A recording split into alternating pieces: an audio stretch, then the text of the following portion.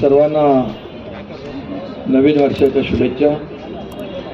लवकरच सुरू होतं ना नवीन वर्ष। गेले 8 दिवस सुरू असलेलं हिवाळी अधिवेशन आज संपलंय आणि अधिवेशनामध्ये झालेलं कामकाज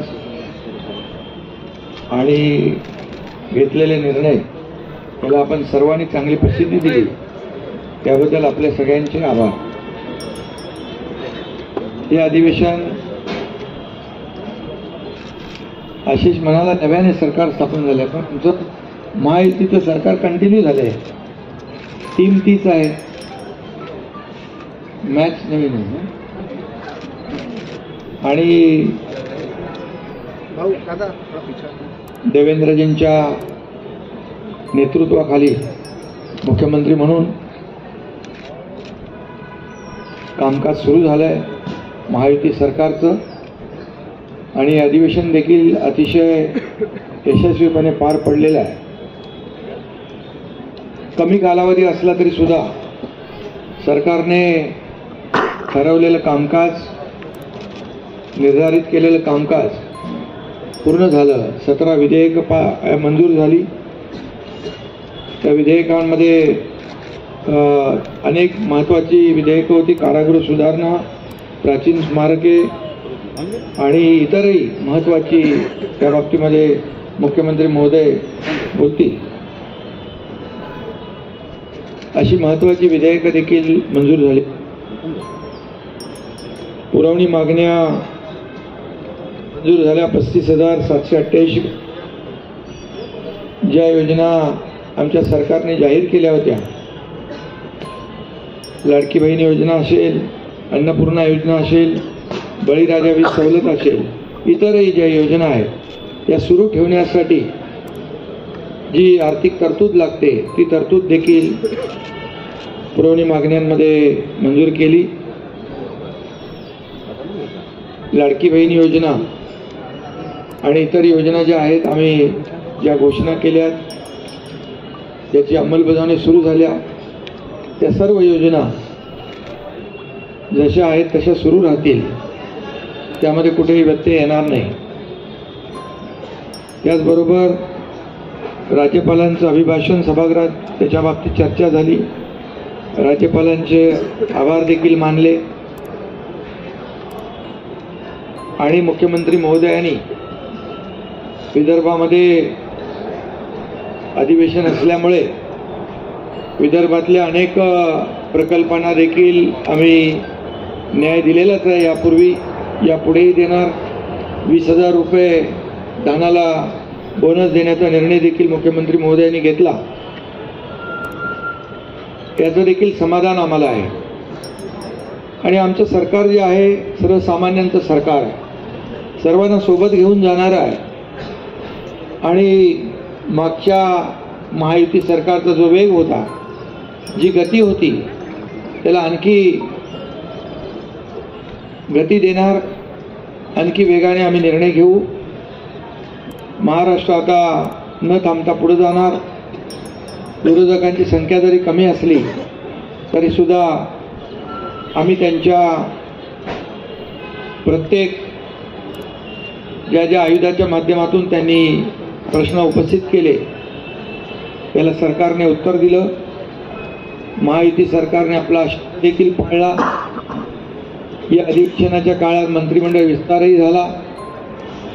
विधान परिषदेचे सभापती देखील त्यांची नियुक्ती झाली आणि विशेष म्हणजे पुणे विमानतळाला जगद्गुरू संत तुकाराम महाराज यांचं नाव देण्याचा प्रस्तावही मंजूर करून केंद्राला आम्ही शिफारसही केली। फक्त एवढंच आहे की अधिवेशन विदर्भात असताना विरोध पक्षाने विदर्भासाठी जे मुद्दे उपस्थित करायला पाहिजे ते सभागृहामध्ये, ते दुर्दैवाने उपस्थित न करता पायऱ्यांवर आणि तुमच्या चॅनल समोर जास्त प्रश्न आणि आरोप करण्यामध्ये धन्यता मांडली। तरी सुद्धा ठीक आहे, आम्ही सरकार म्हणून पक्षाला देखील मान सन्मान दिलेला आहे आणि विरोधी पक्षाने फक्त यापूर्वी जसं 2.5 वर्ष पायऱ्यांवर आंदोलन करून आमच्यावर आरोप केले, प्रत्यारोप केले, पण आम्ही मात्र आरोपाला 2.5 वर्षामध्ये आरोपाने उत्तर नाही दिलं, आम्ही कामाने उत्तर दिलं. आणि म्हणूनच आम्ही काम केलं. सर्वसामान्य माणसाच्या आयुष्यामध्ये बदल घडवणारे निर्णय आम्ही घेतले. आम्ही टीम म्हणून तिघांनी काम केलं आणि लोकांच्या मनातलं सरकार आम्ही म्हणायचो, सर्वसामान्यांचं सरकार ते खऱ्या अर्थाने काय असतं हे गेल्या 2.5 वर्षात आम्ही दाखवून दिलं. आणि त्यामुळेच लोकांनी आरोपाला शिव्याशाप देणाऱ्यांना घरी बसवलं आणि आम्हाला लँडस्लाईड विक्ट्री दिली, मॅन्डेट दिलं. आणि म्हणून आमची आता जबाबदारी आणखी वाढलेली आहे की मुख्यमंत्री महोदयांच्या नेतृत्वाखाली आम्ही टीम म्हणून काम करणार. आणि आम्हाला काय मिळालं यापेक्षा महाराष्ट्रातल्या जनतेला काय मिळणार आहे, त्यांच्या जीवनामध्ये काय बदल होणार आहे आणि या महाराष्ट्र राज्याचा चौफेर विकास कसा होणार आहे यावर आम्ही पूर्ण फोकस करणार आहोत. आणि म्हणून विदर्भात देखील गेल्या 2.5 वर्षामध्ये अनेक सिंचन प्रकल्प असतील, त्याच्या डिटेलमध्ये मी जात नाही. पैनगंगा, नळगंगा, इतर जे काही मराठवाडा आणि विदर्भाचे सिंचनाचे प्रकल्प गेल्या 2.5 वर्षात आपल्याला माहीत आहे की मागच्या महाविकास आघाडीच्या सरकारमध्ये सिंचनाच्या 2 प्रकल्पांना सुधारित प्रशासकीय मान्यता दिली होती, परंतु आमच्या महायुतीच्या सरकारमध्ये तब्बल 129 प्रकल्पांना, सिंचन प्रकल्पांना 170 झाले, त्याला मी मान्यता दिली. लाखो हेक्टर जमीन ओलिताखाली येणार आणि शेतकऱ्यांना फायदा होणार. म्हणून हे सरकार बळीराजाचंही आहे, त्याच्याही मागं उभं राहण्याचे निर्णय आम्ही घेतले. आणि अनेक निर्णय नियमाच्या म्हणजे जे नियम निर्धारित केलेत त्याच्या पुढे जाऊन NDRF असेल आणि इतर निर्णय असतील, आम्ही तेही केलं शेतकऱ्यांसाठी गेल्या 2.5 वर्षात. आपल्याला माहीत आहे, मी त्याची पुनरावृत्ती करत नाही, परंतु आदरणीय प्रधानमंत्री मोदींनी 6,000 रुपयाची जी शेतकरी सन्मान योजना दिली, त्या 6,000 रुपये आम्ही टाकले गेल्या 2.5 वर्षात. 1 रुपयात पीक विमा योजना केली.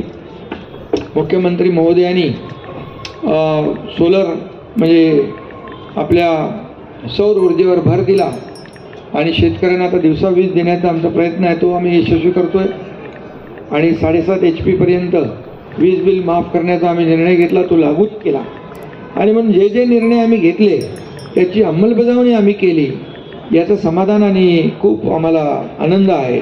आणि म्हणून विदर्भाला न्याय मिळवून देण्यासाठी फक्त चर्चा आणि सरकारला जाब विचारण्याचं काम यापेक्षा दुसरं काही विरोधकांनी केलं नाही. पायऱ्यांवरच फक्त आता नाटकं म्हणणार नाही मी, पण ते तेवढं करण्याचं काम त्यांनी केलं आणि त्याच्यामध्ये धन्यता मानली. बीडच्या आणि परभणीच्या घटनेबाबत देखील प्रश्न उपस्थित केले. मुख्यमंत्री महोदयांनी अतिशय गांभीर्याने सरकारने दोन्ही घटना गांभीर्याने घेतलेल्या आहेत आणि त्या बाबतीमध्ये सविस्तर निवेदन मुख्यमंत्री महोदयांनी केलं आणि कारवाई देखील केलेली आहे. आणि त्यामुळे या राज्यामध्ये कायदा सुव्यवस्था राखण्याचं काम सरकार करेल. गुन्हेगार किती मोठा आणि कुणाच्याही ओळखीचा पाळखीचा जवळचा असेल तरी सुद्धा कुठल्याही गुन्हेगाराला पाठीशी घालण्याचं काम आमचं महायुती सरकार करणार नाही. हे राज्य कायद्याचं आहे, हे राज्य सर्वसामान्यांच्या रक्षणासाठी आहे, आमच्या माय भगिनींच्या रक्षणासाठी आहे. त्यामुळे हे राज्य जे आहे, आमचं सरकार जे आहे, हे सर्वसामान्यांच्या पाठीशी उभं राहणारं सरकार आहे. आणि त्यामुळे काही लोक म्हणाले मंत्री प्रश्नांची उत्तरं देत नाहीत, हे अधिवेशन विनोदी असल्याची टीका काही लोक करून गेले. परंतु काही लोकांनी जेव्हा मुख्यमंत्री पदाचा राजीनामा दिला होता त्यावेळेस आमदारकीचाही राजीनामा देऊ असं म्हटलं होतं, परंतु ती आमदारकी वाचवण्यासाठी फक्त पर्यटन म्हणून काही लोक येऊन जातात आणि त्यांनी हे अधिवेशन विनोदी म्हणणं म्हणजे हाच मोठा एक विनोद आहे. आणि म्हणून बाकी जाऊ दे, आम्ही जास्ती काही टीका करत नाही.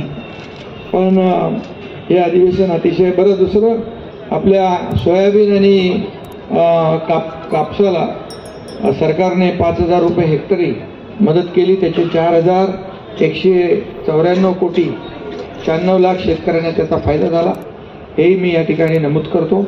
आणि कांद्याच्या संदर्भात देखील मुख्यमंत्री स्वतः आपल्या केंद्र सरकारशी संबंधित मंत्री पियुष गोयल यांच्याशी संपर्कात आहेत आणि कांद्याचा भाव जो आहे तो खाली आला आहे. तो 20% जो एक्सपोर्ट ड्युटी आहे ती कमी करावी यासाठी देखील केंद्र सरकारशी आम्ही पाठपुरावा करतोय. त्यामध्ये आम्हाला नक्की यश येईल.